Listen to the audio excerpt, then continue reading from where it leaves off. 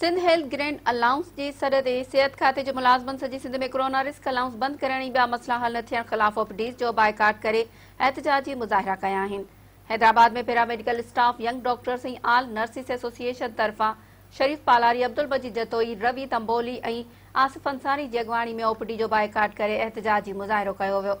टंडोबागो तालके अस्पताल में पैरामेडिकल अमले, नर्सुनि ऐं डॉक्टरनि हड़ताल करे अब्दुल मजीद मेमन, गुलाम मोहम्मद जूने जो डॉक्टर असलम भुरगड़ी, डॉक्टर ज़फ़र ऐं सुरेश जी अॻवानी में एहतजाजी मुज़ाहिरो कंदे नारेबाज़ी कई। ठारो शाह में डॉक्टर सिकंदर सुमरो, डॉक्टर शाहुन नाराई ऐं डॉक्टर विजय कुमार जी अॻवानी में रूरल हेल्थ सेंटर जी ओपीडी जो मुकम्मल बाइकाट करे एहतजाज कयो वियो।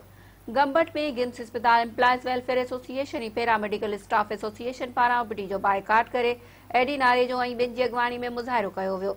शहदादपुर में अस्पताल में डॉक्टर ऐं पैरामेडिकल अमले, डॉक्टर शहजाद अली, डॉक्टर तनवीर जट, शाहिद महमूद जट, डॉक्टर मन्नान बशीर, आगा अहमद हुसैन, राजा पंवहर, रफ़ीक बिरहोई ऐं रुस्तम बागरानी जी अॻवानी में ओपीडी जो बाइकाट करे अस्पताल जे अहाते में एहतजाज कयो वियो।